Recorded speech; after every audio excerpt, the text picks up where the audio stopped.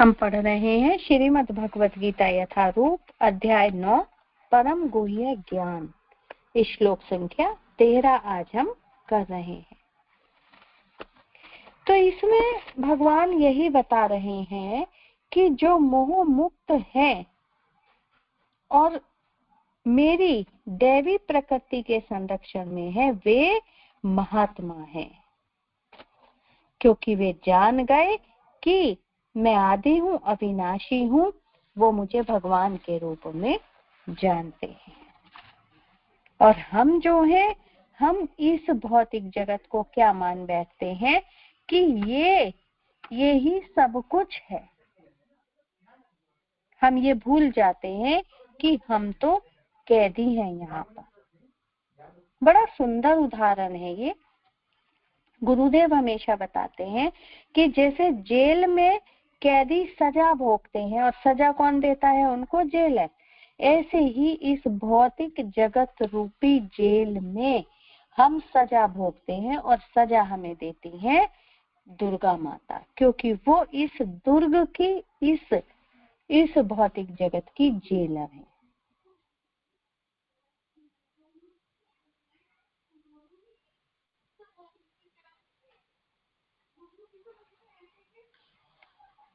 तो जो अत्यधिक कष्ट देने वाली है और जो महात्मा है, भगवान कह रहे हैं महात्मा जो है वो मुक्त हो जाते हैं। जो महात्मा है वो मुक्त हो जाते हैं, क्योंकि वे जानते हैं कि सबके पीछे भगवान श्री कृष्ण का ही हाथ है। दैवी प्रकृति के संरक्षण में जब हम ये देखिए दो चीजें हैं बड़ी सुंदर। जब हम ये समझने लगते हैं तो हमें दैवी प्रकृति के संरक्षण में भेज दिया जाता है। अर्थात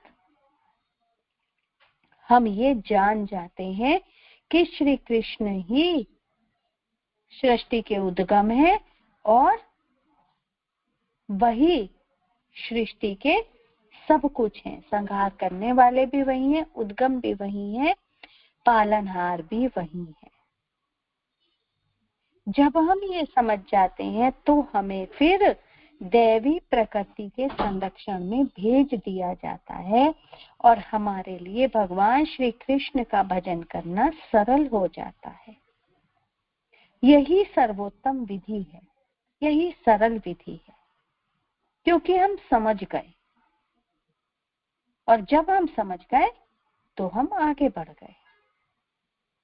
और ये कैसे संभव, कैसे समझते हैं? जब हम अपने जीवन में हरे कृष्ण महामंत्र को ऐड करते हैं, हम तब ये समझते हैं। हरे कृष्ण कृष्ण कृष्ण हरे हरे, हरे राम राम राम हरे हरे। जब हम इस नियम में दृढ़ हो जाते हैं, नाम लेने में दृढ़ हो जाते हैं, जब हमारी स्थिति ऐसी हो जाती है कि कुछ भी हो नाम तो लेना ही लेना है। और जो आनंद की अनुभूति हमें इसमें होती है वो कहीं नहीं होती। कल मधु खन्ना माता जी बहुत सुंदर बता रही थी, जब उन्होंने मंगला आरती के पट खुलते हुए देखे तो उनको कितना सुंदर इसका आभास हुआ।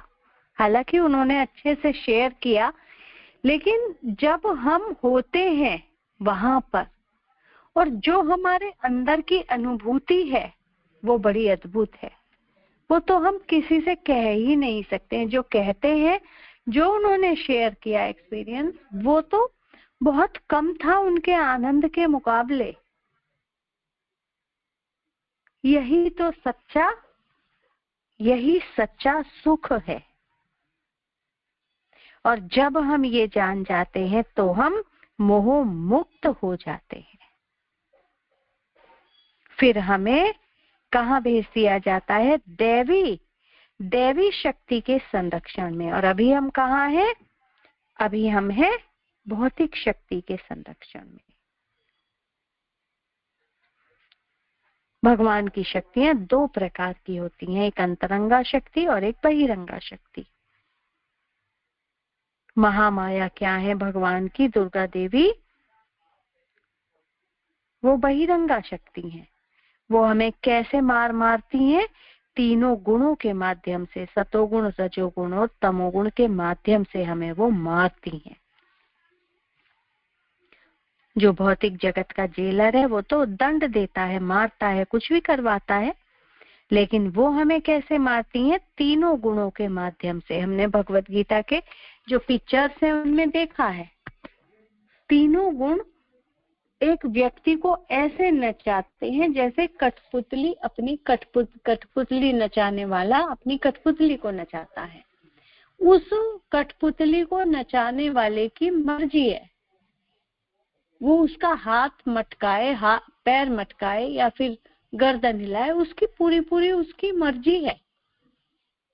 कठपुतली पूरी तरह से उसके हाथों पर डिपेंड है, अपना उसका कुछ भी नहीं है। हमने देखा होगा कठपुतली का खेल। ऐसे ही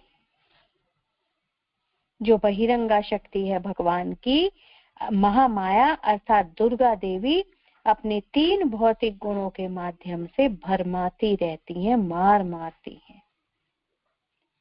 जब जीव भगवान श्री कृष्ण की शरण में चला जाता है, वो कब तक मारती हैं? जब तक जीव भगवान श्री कृष्ण की शरण में नहीं जाता। और जैसे ही वो भगवान श्री कृष्ण की शरण में चला जाता है, वैसे ही वो समझ जाता है। अपराधी जनों के लिए राज्य में, एक राजा के राज्य में अपराधी जनों के लिए जेल बनाई जाती है, उनमें उनको कैद रखा जाता है और जेलर द्वारा कैदियों को अलग अलग प्रकार के दंड दिए जाते हैं। परंतु जिन्होंने भगवान श्री कृष्ण के भक्तों का आश्रय ले लिया है, उनको ये जो बाहरी भौतिक शक्ति है उन पर ये अपना अधिकार नहीं जताती है। वो किसके संरक्षण में है? दैवी प्रकृति के संरक्षण में है। और दैवी प्रकृति कौन है? श्रीमती राधा रानी। वो भगवान श्री कृष्ण की भक्ति का मूर्तिमान स्वरूप है। वो भगवान से कहती हैं कि देखो कृष्ण ये आपकी शरण में आया है, इसकी सेवा स्वीकार करो और इसको अपना लो।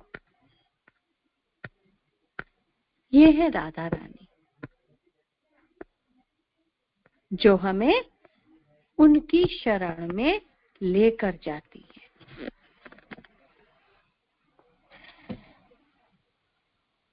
जब कोई जीव श्री कृष्ण की भक्ति करता है तो उसे राधा रानी का संरक्षण प्राप्त होता है और फिर वो क्या होता है?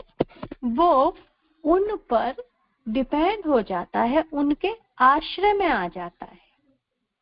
और जब हम सब जानते हैं, जब हम आश्रय में रहते हैं तो हम बहुत सुखी रहते हैं। छोटा बच्चा, उसको अपने खाने पीने की चिंता नहीं है, वो आश्रय में है माता के पूरी तरह से।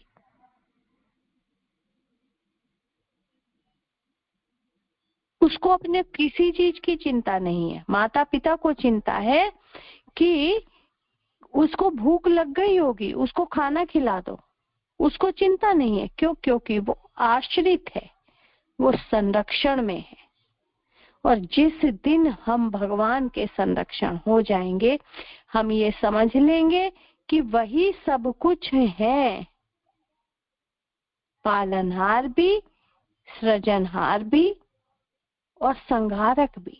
जिस दिन हमने ये समझ लिया तो सारे मोह के बंधन छटने लगेंगे, फिर कुछ नहीं दिखाई देगा।